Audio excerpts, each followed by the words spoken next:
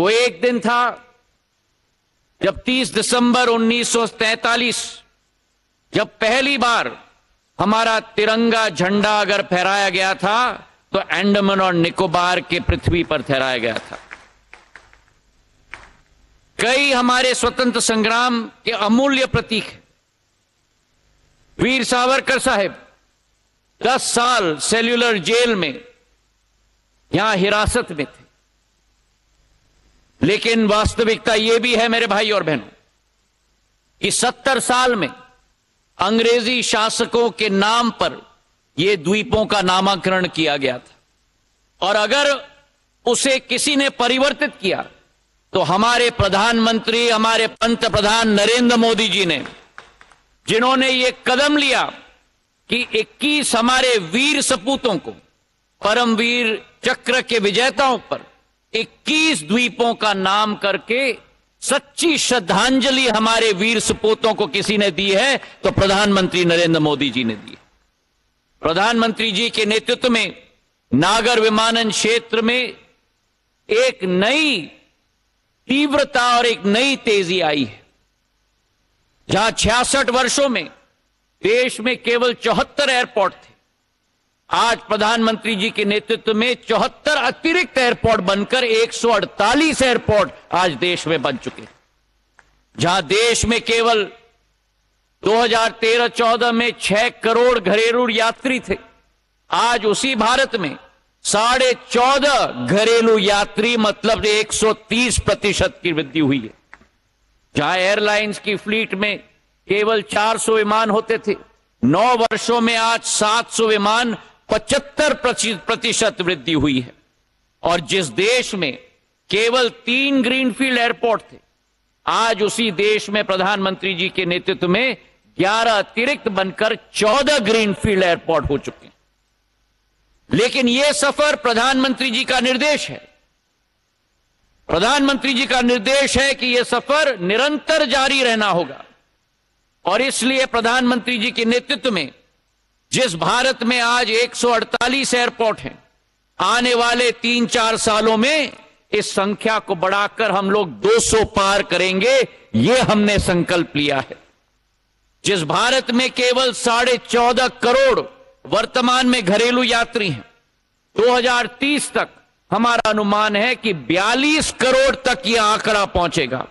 और जिस भारत में आज 700 विमान हैं, आने वाले 3-4 वर्षों में इसे बढ़ाकर 1500 से 1700 विमान तक हम लोग पहुंचाएंगे, यह हम लोगों का संकल्प है।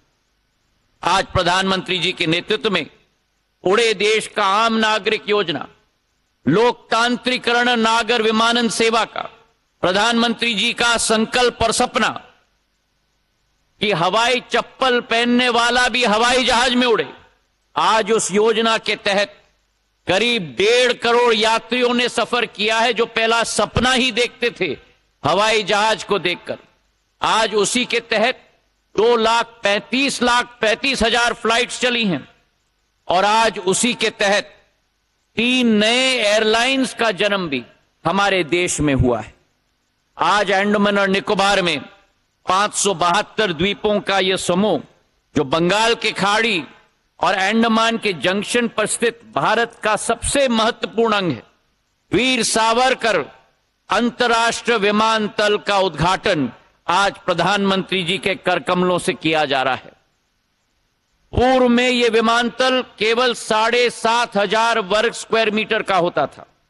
आज इसे बढ़ाकर 5 गुना 40,000 वर्ग स्क्वायर मीटर का विमानतल का उद्घाटन प्रधानमंत्री जी से किया जा रहा है। जहां 300 यात्रियों की क्षमता होती थी, आज 1200 यात्री प्रति घंटा की क्षमता के आधार पर यह महत्वपूर्ण विमानतल का उद्घाटन हो रहा है। और उसी के तहत जो प्रधानमंत्री जी की सोच और विचारधारा सदैव रही है, vocal for local, Andaman and Nicobar की अतुल्य बायोडाइवर्सिटी को भी स्थान इस विमानतल में दिया गया है। ऑयस्टर के आकार में यह विमानतल बनाया गया है और इस तरीके से डिजाइन किया गया है कि दिन के समय में लाइटिंग की जरूरत नहीं होगी, सूर्य के प्रकाश की रोशनी के आधार पर ही यह विमानतल प्रकाशित होगा।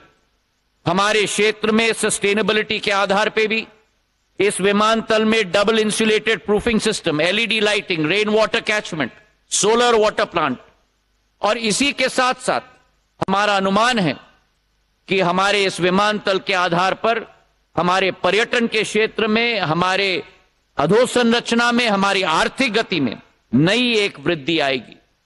प्रधानमंत्री जी की सदैव यह संकल्प रही है कि अंडमान और निकोबार में अधोसंरचना बढ़नी चाहिए। केवल यह विमानतल नहीं, लेकिन इसके अतिरिक्त 3 अतिरिक्त विमानतल शिवपुर में, कार निकोबार में, कैंपल बे में भारत सरकार के द्वारा स्थापित होने जा रहा है। और उसी के साथ 4 वाटर ड्रोम शहीद द्वीप में, शहीद द्वीप के साथ साथ हमारे स्वराज द्वीप में, आइलैंड में और पोर्ट ब्लेयर में 108 से 150 करोड़ कुल मिलाकर यह निवेश हमारे क्षेत्र में किया जा रहा है। प्रधानमंत्री जी के नेतृत्व में जो सोच और विचारधारा है भारतीय जनता पार्टी की, सेवा की, सुशासन की और गरीब कल्याण की, उसके प्रति हम सब समर्पित हैं। और जो 9 वर्षों में काम हुआ है, ये आने वाले कई सदियों को इसका लाभ मिलेगा, इसका हमें पूरा विश्वास है।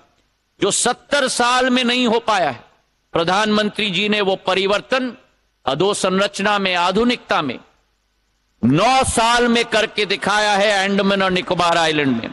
और हमें पूरा विश्वास है कि आने वाले समय में ये द्वीप समूह का गेटवे जो पोर्ट ब्लेयर है, रोजगार के लिए, शिक्षा के लिए और निवेश का गेटवे बनेगा। इन्हीं शब्दों के साथ बहुत बहुत शुभकामनाएं। धन्यवाद। जय हिंद।